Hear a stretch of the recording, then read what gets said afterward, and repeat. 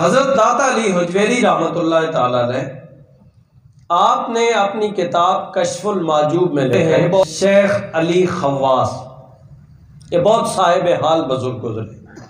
شیخ علی خواص صاحب حال بزرگ ہیں، صاحب کشف بزرگ ہیں۔ راستے میں جا رہے ہیں، سفر کر رہے ہیں، ایک بندہ آیا، اس کا جسم کانپ رہا ہے، آپ کی آیا اور کہتا ہے کہ میں آپ کی صحبت اختیار کرنا چاہتا ہوں، مجھے اپنی صحبت میں رکھیں، آپ مہربانی فرمائیں، مجھے خالی واپس نہیں لوٹانا ہے، میں آپ کی صحبت میں رہنا چاہتا ہوں۔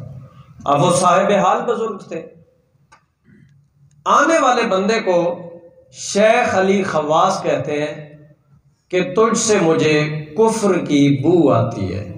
اس نے کہا میں نصرانی ہوں، سمجھ گئے؟ اس نے کہا مجھے خالی نہیں لوٹانا، میں آپ کے پاس رہوں گا، مجھے آپ کی صحبت چاہیے، مجھے آپ کی سنگت چاہیے۔ آپ نے کہا میرے ساتھ رہو گے تو بھوک بھی ہوگی، پیاس بھی ہوگی، رکاوٹیں ہوں گی، پریشانیاں ہوں گی، تو تم پریشان ہو جاؤ گے۔ اس نے کہا نہیں، مجھے آپ ساتھ رکھیں، میں برداشت کروں گا۔ 8 دن گزرنے کے بعد بھوک نے ستایا، پیاس نے ستایا، جسم کے اوپر کب کبھی ہے، اور شیخ علی خواص کی بارگاہ میں عرض کرتا ہے کہ آپ کو اللہ کا بڑا قرب نصیب ہے، میری حالت ماڑی ہو گئی ہے، کوئی چیز کوئی کھانے پینے کی اپنے رب سے مانگے۔ کہا میں نے آپ سے عہد تو کیا تھا میں کچھ نہیں مانگوں گا، میں برداشت کروں گا، لیکن اب مجھ سے برداشت نہیں ہو رہا ہے، آپ مہربانی فرمائیں اپنے رب کی بارگاہ میں عرض کریں، مجھے کچھ نہ کچھ چاہیے۔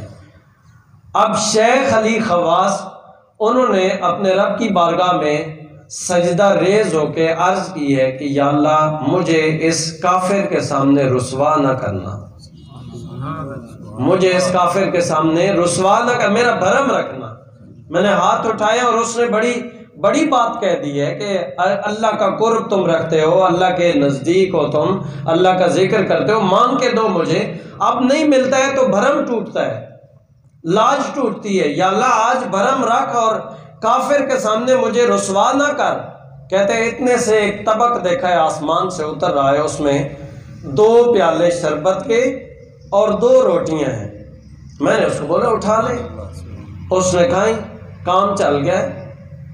ہم نے پھر اپنا سفر شروع کر لیا، 2 4 دن 5 دن 6 دن گزرے ہیں، تو 8 دن پھر گزرنے کے بعد حالت پھر اسی طرح ہو گئی۔ اب شیخ علی خواص کہتے ہیں بھائی پہلے تو میں نے اللہ کی بارگاہ میں عرض کی اور اللہ نے میرا بھرم رکھ لیا۔ اب اس نصرانی کو کہتے ہیں کہ تو عیسائیوں کا بڑا پادری ہے، تمہاری ادھر بڑی ٹھاٹ باٹ ہے، تو آج ذرا تو انتظام کرنا، پتہ چلے تمہارا، پہلے تو میری ڈیوٹی لگی تھی اور میں نے تو اپنے رب سے مانگا تو مل گیا ہے، اب اور دھیان رکھیے گا۔ آسان لفظوں میں آپ کو استدراج اور کرامت سمجھانے لگا ہوں۔ شیخ علی خواص نے اس کو بولا ہے کہ آج تو انتظام کر، آج تمہاری ڈیوٹی ہے، تو مانگ، تو پادری ہے، تو ان کا بڑا ہے۔ تو اس نے ایسا کیا، سجدے میں سر رکھا، تھوڑی دیر گزری ہے، اسی طرح ایک طبق اترا، اس میں 4 پیالے شربت کے اور 4 روٹیاں رکھی ہوئی تھی، 4 پیالے شربت کے اور 4 روٹیاں۔ اب اس نے پیش کی ہیں شیخ علی خواص کی بارگاہ میں، بھائی آپ کل یا شیخ آپ کھائیں، تناول فرمائیں۔ آپ نے کہا نہیں، یہ استدراج ہے، میں نہیں کھاؤں گا، یہ تو غیر مسلم ہے، تو نے پتہ نہیں کیسے مانگا، کہاں سے لایا، کیسے آیا، میں نہیں کھاؤں گا یہ۔ تو وہ کہتا ہے نہیں، آپ مہربانی کریں، آپ کھائیں، ادھر توجہ، ادھر آپ کھائیں۔ اس نے کہا ہے یہ کھائیں بھی صحیح اور میری طرف سے 2 مبارکیں قبول بھی فرمائیں، یہ کھانا بھی کھائیں، 2 مبارکیں قبول بھی فرمائیں۔ اچھا کیسے؟ شیخ علی خواص کی بارگاہ میں وہ جو نصرانی تھا وہ کہتا ہے کہ میں نے رب کی بارگاہ میں سجدہ کر کے، سجدہ ریز ہو کے اللہ کی بارگاہ میں 2 التجائیں کی ہیں۔ کتنی؟ 2۔ اب آپ کی پوری توجہ چاہیے۔ 2 آرزویں میں نے کی ہیں۔